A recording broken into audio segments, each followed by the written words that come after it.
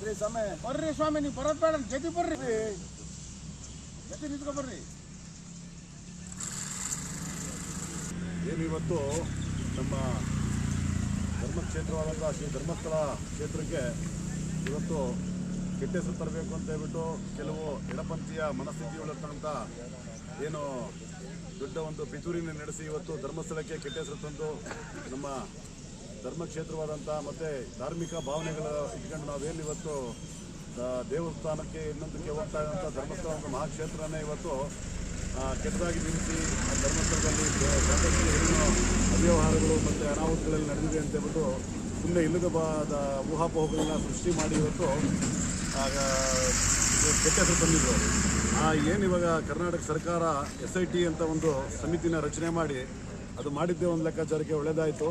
ಇವತ್ತೇನಿದೆ ಧರ್ಮಕ್ಷೇತ್ರದ್ದು ಏನು ಸಮಸ್ಯೆ ಇದೆ, ಏನು ಸಮಸ್ಯೆ ಇಲ್ಲ ಅಂತ ಹೇಳ್ಬಿಟ್ಟು ಇವತ್ತು ಜಗಜ್ಜಾಹೀರಾಗಿದೆ. ಯಾವುದೇ ಒಂದು ಇಲ್ಲಷ್ಟು ಲೋಪದೋಷಗಳು ಆಗಲಿ ಇನ್ನೊಂದಾಗಲಿ ಯಾವುದು ಇರುವುದಿಲ್ಲ ಧರ್ಮಸ್ಥಳ ಕ್ಷೇತ್ರಕ್ಕೆ. ಈ ವಿಚಾರವಾಗಿ ನಮ್ಮ ಜಾತ್ಯತೀತ ಜನತಾ ಪಕ್ಷದ ರಾಷ್ಟ್ರೀಯ ವರಿಷ್ಠರಾದಂಥ ಶ್ರೀಮಾನ್ ಶ್ರೀ ದೇವೇಗೌಡರು ಹಾಗೂ ರಾಜ್ಯ ವರಿಷ್ಠರಾದಂಥ ಕುಮಾರಸ್ವಾಮಿ ಅವರು, ನಿಖಿಲ್ ಕುಮಾರಸ್ವಾಮಿ ಅವರು ಹಾಗೂ ಜಾತ್ಯತೀತ ಜನತಾದಳದ ADLP ನಾಯಕರಾದಂಥ ಸಾಮಾನ್ಯ ಶ್ರೀ CB ಸುರೇಶ್ ಬಾಬುರವರು ಅವರ ನೇತೃತ್ವದಲ್ಲಿ ಇವತ್ತು ಇಡೀ ರಾಜ್ಯಾದ್ಯಂತ ಏನು ಸಾಕಷ್ಟು ಜನ 50,000ಕ್ಕಿಂತ ಹೆಚ್ಚಿನ ಜನ ನಾವಿವತ್ತು ಧರ್ಮಸ್ಥಳಕ್ಕೆ ಸೇರಲಿದ್ದೇವೆ. ಆ ಧರ್ಮಸ್ಥಳದಲ್ಲಿ ಇವತ್ತು ನಾವು ಮಂಜುನಾಥ ಸ್ವಾಮಿ ದರ್ಶನ ಪಡೆದು ಇವತ್ತು ಧರ್ಮಸ್ಥಳದ ಪುಣ್ಯಕ್ಷೇತ್ರ ಜೊತೆಯಲ್ಲಿ ಇಡೀ ರಾಜ್ಯನೇ ಜಾತ್ಯತೀತ ಜನತಾದಳ ಪಕ್ಷದ ಎಲ್ಲ ಸರ್ವರು ಸಹ ನಾವು ಧರ್ಮಸ್ಥಳ ಕ್ಷೇತ್ರ ಪರವಾಗಿ ಇದ್ದೀವಿ ಅಂತ ಹೇಳ್ಬಿಟ್ಟು ಇವತ್ತು ಒಕ್ಕೂರ್ಲಿಂದ ನಾವು ಸಾರೋದಕ್ಕೆ ಇವತ್ತು ಧರ್ಮಸ್ಥಳಕ್ಕೆ ಹೋಗ್ತಾ ಇದ್ದೀವಿ. ನಮೋ ಮಂಜುನಾಥಾಯ. ಓಂ ಶ್ರೀ ಮಂಜುನಾಥಾಯ ನಮಃ. ಬರ್ತಾ ಇದ್ದೀವಿ ಸ್ನೇಹಿತರೆ, ಏನಿವತ್ತು ನೋಡ್ತಾ ಇದ್ದೀರ ನೀವು, ನಾವು ಉಳಿಯಾರಿಂದ ಇವತ್ತು ಧರ್ಮಸ್ಥಳಕ್ಕೆ ಒಂದು ಸತ್ಯಯಾತ್ರೆಯನ್ನು ಆರಂಭಿಸಿದ್ದೀವಿ.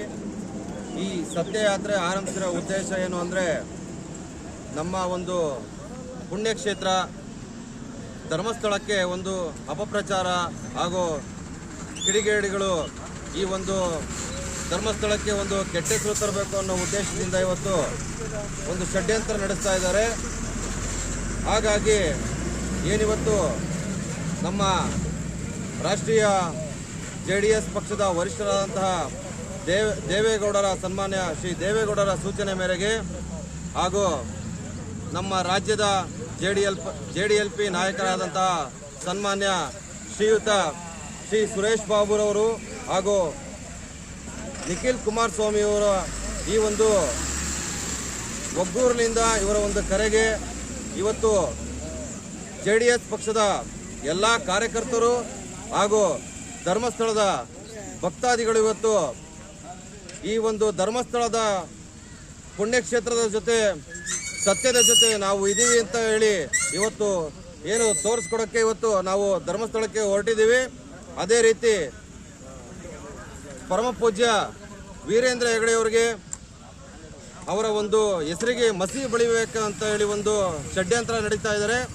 ನಾವು ಸದಾಕಾಲ ಪರಮ ಪೂಜ್ಯರ ಜೊತೆಗೆ ನಾವು ಇರ್ತೀವಿ ಅಂತ ಹೇಳ್ತಾ ನಾವು ಇವತ್ತು ಧರ್ಮಸ್ಥಳಕ್ಕೆ ಇವತ್ತು ಉಳಿಯಾರಿಂದ ಒಂದು ಯಾತ್ರೆಯನ್ನು ಹೊರಟಿದ್ದೀವಿ.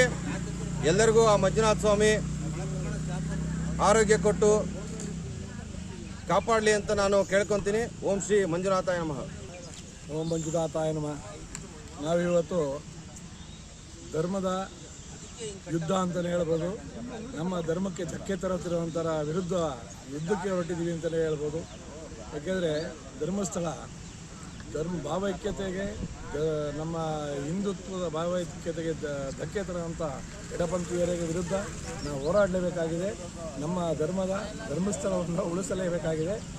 ವೀರೇಂದ್ರ ಹೆಗಡೆ ಅವರು ಇಡೀ ನಮ್ಮ ರಾಜ್ಯದಲ್ಲ, ನಮ್ಮ ದೇಶಾದ್ಯಂತ ಏನು ಧರ್ಮಸ್ಥಳ ಸಂಘ ಆಗಲಿ ಮತ್ತೊಂದು ಇದಾಗಲಿ ಜನಗಳಿಗೆ ಒಳ್ಳೆಯದಾಗಬೇಕು ಅನ್ನೋ ಉದ್ದೇಶಕ್ಕೆ ಸಾವಿರಾರು ಕೋಟಿ ಅಂದರೆ ಧರ್ಮಸ್ಥಳಕ್ಕೆ ಬರ್ತಿರ್ತಕ್ಕಂಥ ಆದಾಯದಲ್ಲಿ ಮುಕ್ಕಾಲು ಭಾಗ ಜನಗಳಿಗೆ ಸೀಮಿತ ಆಗಲಿ ಅಂತ ಧರ್ಮದ ಕಾರ್ಯಗಳು ಅವ್ರು ಮಾಡ್ತಿದ್ದಾರೆ. ಅದನ್ನು ಸಹಿಸಲಾರದ ಎಡಪಂಥೀಯರು ಆ ಧರ್ಮಸ್ಥಳದ ವಿರುದ್ಧ ಧರ್ಮಕ್ಕೆ ಚ್ಯುತಿ ಬರೋ ಬಗ್ಗೆ ಮಾತಾಡ್ತಾ ಇದ್ದಾರೆ. ಅವರ ವಿರುದ್ಧ ಹೋರಾಡೋಕ್ಕೆ ಅಂತಲೇ ನಾವು ಇವತ್ತು ಧರ್ಮಸ್ಥಳಕ್ಕೆ ಕೊಟ್ಟಿದ್ದೀವಿ.